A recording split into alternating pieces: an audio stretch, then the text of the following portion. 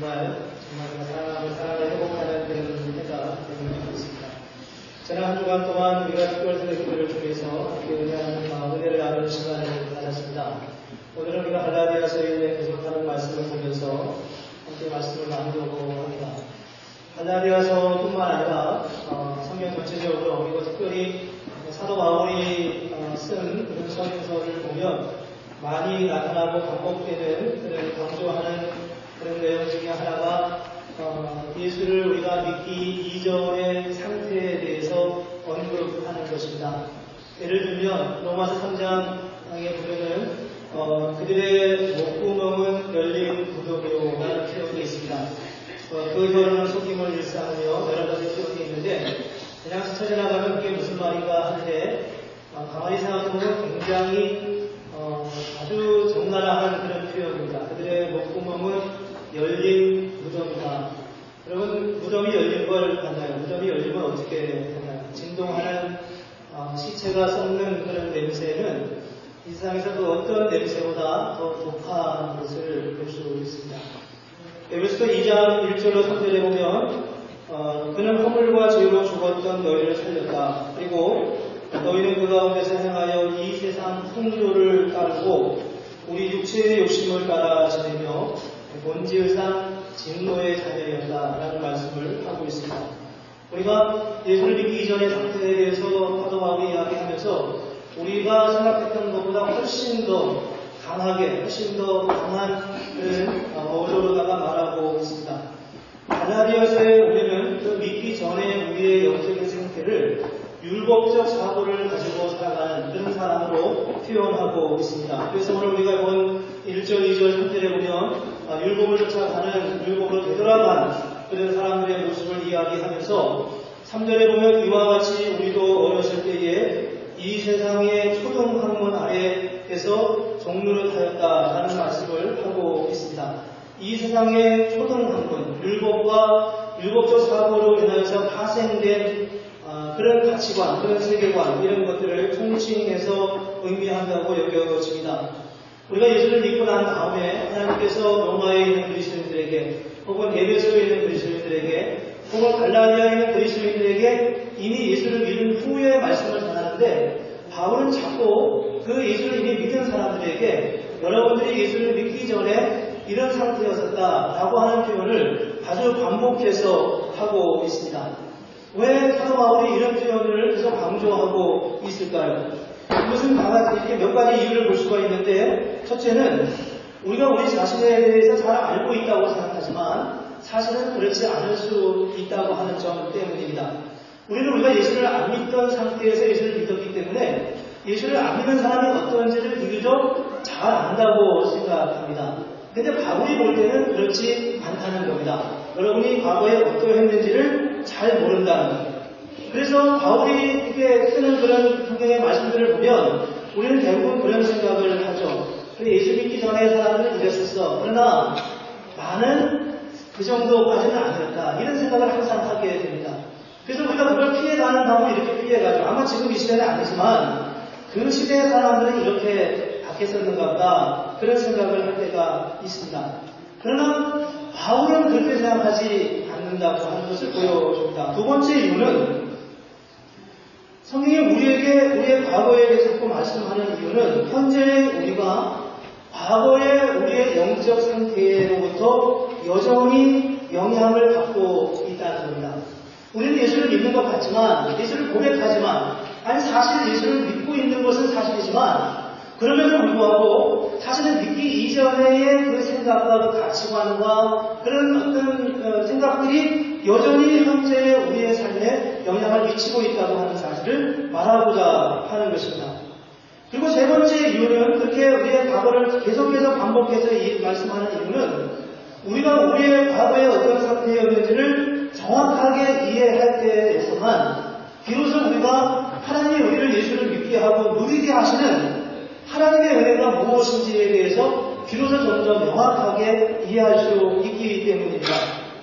사실 우리는 이 말씀을 드리면서 저는 사실은 그렇게까지 그 정도까지는 아니야 이렇게 말하고 있지만 의외로 이런 고백, 자신의 영적인 그 상태의 무지함과 쓰는 모습을 고백하는 사람이 바로 바울이었습니다.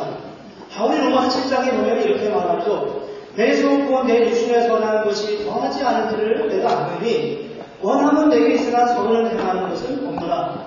내가 원함과 선을 행하지 아니하고 도리어 원하지 아니하는 바 악을 행한다. 그렇게 말합니다. 몇 절로 넘어가면 오래 나는 견고한 사람이로다. 이 사망의 몸에서 누가 나를 건져내냐. 아주 처참한 자기 절망의 고백을 이 바울이 하고 있습니다. 이 바울이 지금 주후 57년경에 로마서를 썼는데 그때는 이 바울이 예수를 믿기 이후 약 20년의 세월이 지난 후였습니다. 그렇게 20년의 세월이 지난 후에 현재형으로 내가 이렇게 내 안에 있는 악이 나를 감싸고 있어서 내가 선을 행하기를 원하지만 도리어 악이 나에게 있다고 고백하고 있습니다. 우리가 이런 모습을 보면서 성경이 우리의 과거 예수를 믿기 이전의 상태에 대해서 말씀하는 이유는 우리의 과거 상태, 영적 상태를 알 때만이 우리는 비로소 현재를 이해할 수 있기 때문입니다. 과거를 정확하게 알지 못하면 현재 우리의 삶이 조금 더 진전할 수 없다고 하는 겁니다. 우리가 예수를 믿긴 믿지만 여전히 과거의 삶의 자리에 머물러 있습니다. 가치관과 세계관이 별로 달라진 게 없습니다. 그러다 보니까 별 차이를 느끼지 못하는 거예요. 왜냐하면 그때 그렇게 살았고 지금도 이렇게 살았기 때문에 지금 부족한 게 아니라 오히려 반대로 난 그때 잘 살았어 이렇게 말하는 것입니다. 이런 논리적 행동을 우리가 예수를 믿고 난 다음에 또 여전히 갖고 있다는 거예요. 그런데 바울은 예수를 믿고 난 다음 20년이 지난 후에 그가 복음을 전하면서 두 번째 선교여행을 마치고 난 다음에 그가 자기 자신에 대해서 말하기를 오라 공고한 사람이로다 누가 이 사망의 물에서 나를 건져내냐 이렇게 절망스러운 고백을 그가 그 자리에서 할 수밖에 없었던 것은 그가 과거의 삶의 자리가 어디였는지 그것을 변하게 옮겨간 하나님의 은혜의 자리로 돌아오고 나서야 그 과거의 삶의 자리가 무엇인지를 알게 되었다는 겁니다. 여러분 얼마나 과거의 삶에 대해서 정말 다르게 차이를 나시면서 느끼게 되나요? 무엇이 세속적인 사고고 무엇이 성경이 말하는 가치관이고 세계관이라고 뚜렷하게 구분할 수 있겠습니까? 이 부분에 대해서 아주 쉽게 우리가 늘 접하는 그런 이론 중에 하나가 저는 제로섬 원리라고 생각합니다. 그게 그런 뜻이잖아요. 10개의 먹을 것이 있으면, 먹을 것 10개의 구슬이 있으면 상대방이 5개를 가져가면 내가 5개밖에 가지고 오지 못한다. 공평하게 나누는 거죠. 상대방이 9개를 가져가면 나는 하나밖에 가질 수 없습니다. 이게 제로섬 원리입니다. 두 가지가 다 합쳐서 다 제로가 되는 거죠. 우리는 이 세상에 살아가면서 누군가가 나의 것을 취하여 가면 누군가 무엇인가 취하여 가면 그 포션에서 내가 얻을 수 있는 것을 줄어든다고 생각합니다. 요즘 대학 입시철이 되는데 내가 아닌 다른 사람이 그 대학에 들어가면 내가 그 대학에 들어갈 확률은 그만큼 줄어들게 되는 거죠. 이게 세상적인 원리입니다. 이런 세상적인 원리 속에서 우리는 살아가고 있어요. 그래서 우리도 모르는 사이에 싸우고 경쟁할 수밖에 없고 그런 경쟁적 삶의 구조, 경쟁적 삶의 구조 속에 들어갈 수밖에 없는 게 우리의 삶의 모습입니다. 예수를 믿은 후에 이런 사고를 여전히 우리가 가지고 있습니다. 왜냐하면 우리가 살고 있는 이 세상에는 여전히 그런 원리가 주도적으로 지배하고 있는 것처럼 느껴지기 때문입니다. 우리가 어떻게 예수를 믿은 다음에 선한 삶을 살 수 있겠어요? 우리가 어떻게 예수를 믿은 다음에 우리의 노력의 변화로, 노력을 통해서 우리의 삶이 변화될 수 있겠습니까? 절대 그렇게 할 수 없고, 물론 조금은 변화될 수 있겠지만, 근본적인 변화가 불가능한 이유는 그런 사고가 우리의 생각 속에 깔려 있기 때문입니다. 그런데 성경을 한번 들여다보죠. 성경에 무슨 말씀입니까?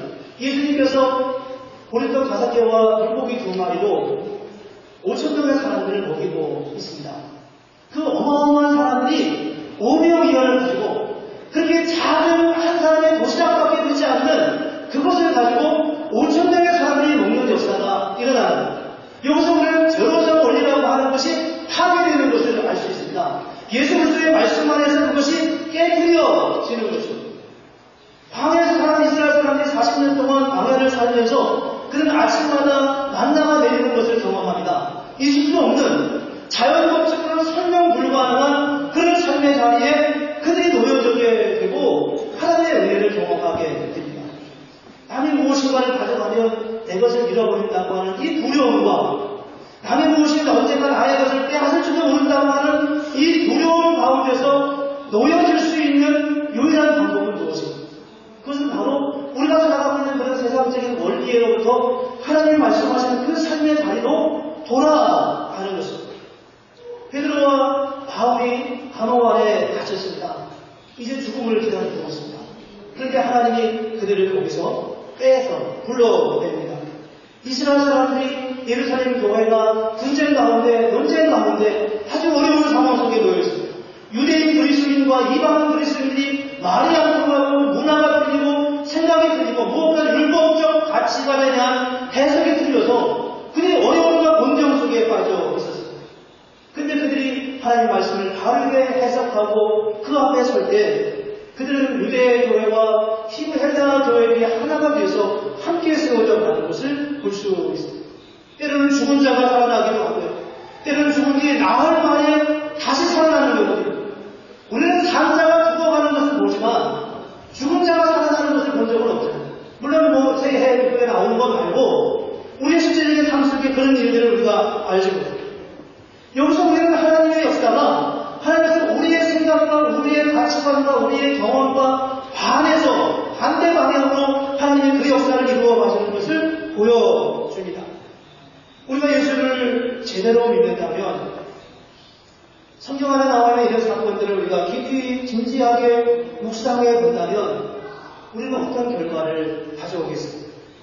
고민하지 않을 수 없지 않겠습니까? 세상은 도대체 어떤 원리로 움직여지는 것인가? 세상은 도대체 세상을 지배하고 다스리는 원리는 뭔가? 하나님의 주권과 하나님의 섭리는 어디까지 우리에게 오는 것인가?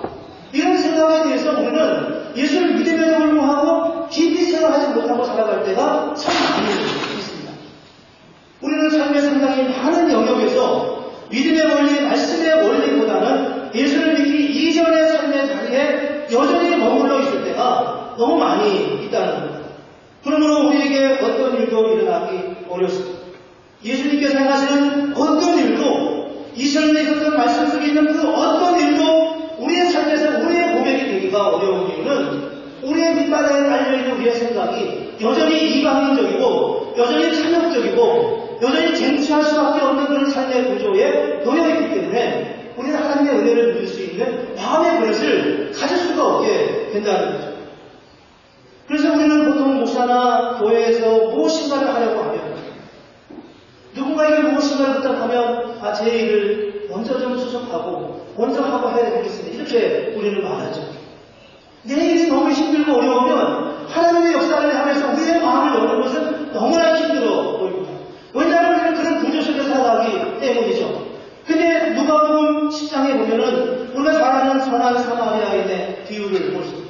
그 가다가 자기 것을 다 내려놓고 길을 멈추고 그 사람을 전적으로 돌아봅니다. 선한 마음을 갖다는 게 아닙니다. 착하게 살자는 얘기가 아닙니다. 그 사람의 마음속에, 그 사람의 내면 속에 무슨 고백이 거기에 있기에 그렇게 할 수 있냐는 거죠. 그게 어떻게 노력으로 되는 것이겠습니까? 그 사람하고 자기 일이 없겠어요? 그 사람이 자기 가정을 돌봐야 되지 않겠습니까? 그 사람하고 가야 할 길에 약속된 시간에 도착하지 않아도 그런 여유로운 삶을 살겠습니다. 그가 생각하는 것은 그의 삶 속에 하나님의 주권과 하나님의 계획을 통해 이루어지는 하나님의 그 놀라운 역사가 그의 삶 속에 고백되어지고 있기 때문입니다. 이런 삶의 자리에 놓여있는 과거적 삶을 살아가는 사람들에게 오늘 4절 5절에 보면 이렇게 말씀합니다. 율법 아래에 남게 하시는 것은 율법 아래에 있는 자들을 성량하시고 우리로 아들의 명분을 얻게 하려 하시니라 라고 말씀합니다. 우리로 아들의 명분을 얻게 하려 하십니다. 이 아들의 명분이라는 말을 다른 성경은 이렇게 설명했습니다. 정당한 상속자의 권리를 얻게 하려 합니다.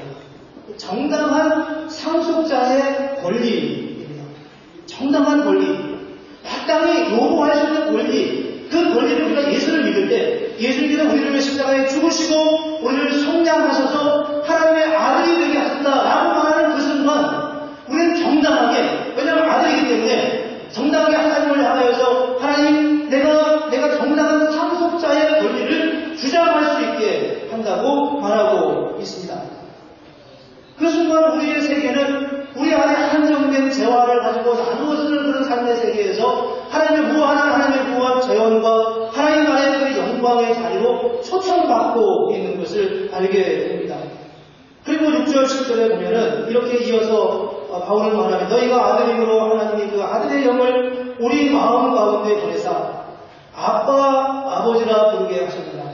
그러므로 내가 이름으로는 종이 아니오 아들이니 아들이면 하나님으로 말미암아 유업을 받을 자다. 아빠, 아버지. 다른 성경은 아버지, 우리 아버지라고 말합니다. 아버지, 우리 아버지. 이것은 굳이 아버지가 아니라 아빠, 아버지. 우리가 어릴 때 아버지를 향하여서 아빠라고 불렀던 그 시절의 그 느낌으로, 그런 느낌으로 우리가 하나님 앞에 하나님을 향하여 나아갈 수 있다고 말하고 있습니다. 이 고백은 구약의 성서적인 지성소의 개념을 위해 세워진, 지성소에 들어가면 누구도 다 두려움 가운데 빠져서 아무 일도 할 수 없는 그런 삶의 자리에서 감히 담대하게 그 아버지한테 가서 아빠 나에게 필요하다 날 달라고 요청할 수 있는 그런 아들의 마음, 그런 마음으로 우리가 하나님 앞에 설 수 있게 되었다고 말하고 있습니다. 요한복음 15장 5절에 보면 예수님이 이렇게 말씀합니다. 나는 포도나무에 너희는 가지니 그가 내 안에 내가 그 안에 거하면 이 사람은 과실을 많이 맺나니 나를 떠나서 너희가 아무것도 할 수 없는 너희가 내 안에 거하고 내 말이 너희 안에 거하면 무엇이든지 원하는 대로 구하라. 그리하면 이루리라. 너희는 아들이다. 하나님의 아들이라고 말하고 있습니다. 오늘 말씀의 요지는 무엇입니까? 하나님께서 인간을 위해 무한한 은혜와 풍성한 삶을 주셨으므로 이제 더 이상 세상적인 원리, 율법적 원리, 한정된 재화 안에서 산다고 하는 그 좁은 세계의 세계관에서 뛰어나와서 하나님이 그 아들에게 주시는 그 무한한 하나님의 역사와 그 은혜의 자리로 나아가도록 우리를 부르시고 초청하십니다. 지난 주간에 특별 새벽기도회가 있었습니다. 많은 분들이 오셨습니다. 정말 많은 분들이 함께 와서 기도하는 시간을 가졌습니다. 새벽기도회 성도에 출석하신 성도의 숫자 자체를 애써 무시할 필요는 없지만 너무 거기에 큰 의미를 두지 않게 제 마음에 그런 준비가 됐습니다.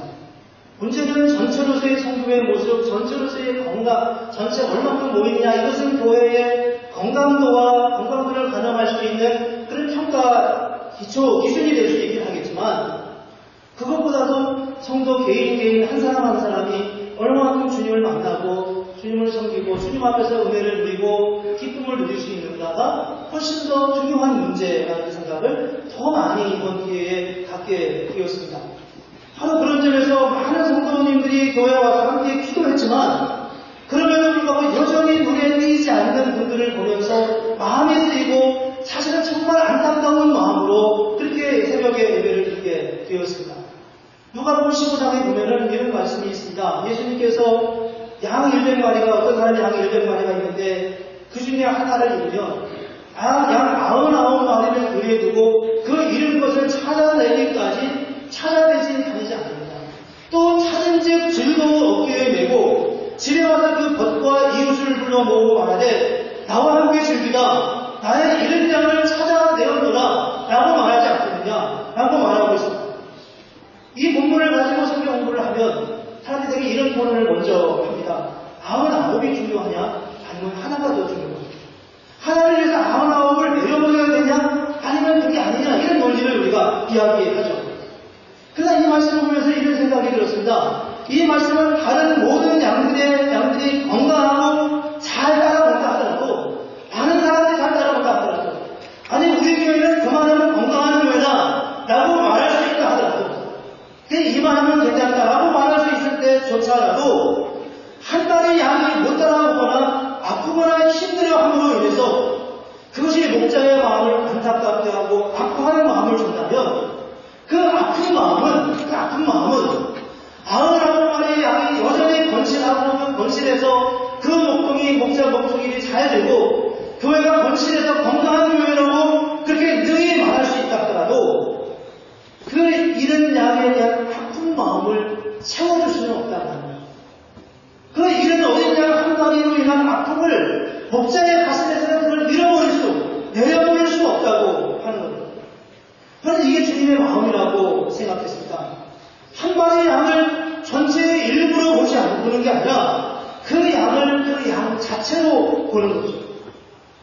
사실 사역을 하면서 때때로 그런 일이 있을 때마다 좀 많이 나왔으면 좋겠습니다. 수요일에도 좀 나왔으면 좋겠습니다. 이번 주에도 이제 수요일부터 성경의 파노라마를 하는데 많은 분이 좀 나왔으면 좋겠습니다. 이런 광고를 제가 안 하지는 않았지만 하긴 했지만 할 때마다 늘 귀가 좀 땡기는 것 같아요.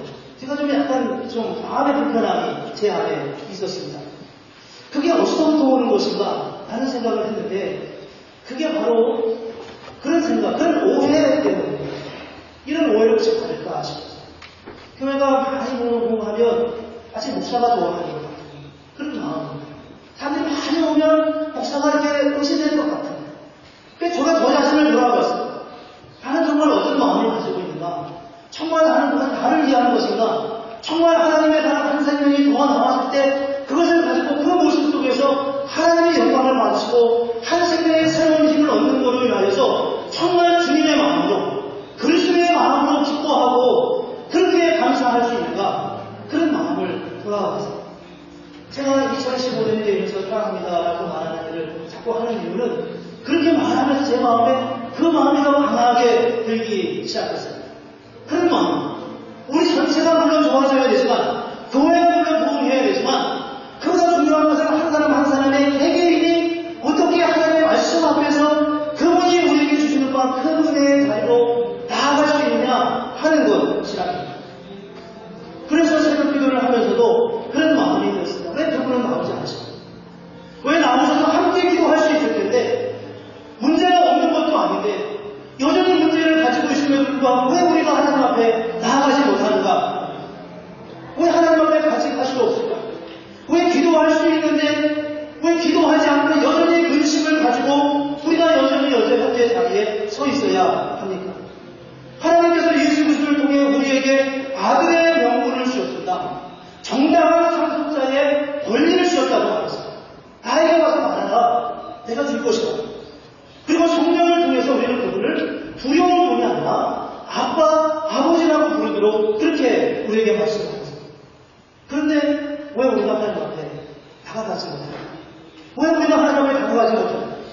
그것은 우리 안에 여전히 예수를 믿기 이전의 사고, 믿기 이전의 세계관에 붙들려 있기 때문입니다. 하나님의 능력이 없다고 생각하는 건 아닙니다. 하나님은 전능하시다고 생각합니다.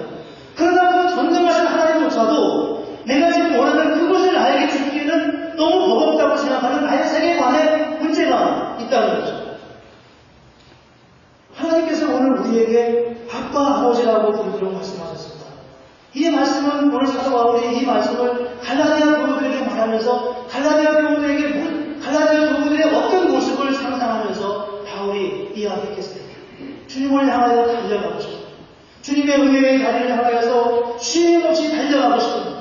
때로는 내 생명이 힘이 들고 내가 지치고 쓰러질 때조차도 거기에 주저앉지 않고 하나님의 은혜의 다리를 향하여 힘써 달려가는 그런 활기 있고 역동성 있는 그런 갈라디아 교회들을 상상하면서 바울이 지금 이 말씀을 전하고 있다는 겁니다. 아빠, 아버지라 부르게 하셨는가? 바로 이렇게 주님께서 말씀하십니다. 왜 그분께 나아가지 않으실까? 그분께 나아가지 않으면 왜 나아가지 않으면서 왜 힘들다고 하고 왜 살기 어렵다고 불평을 하면서 이 자리에 있어야 하는 것입니다.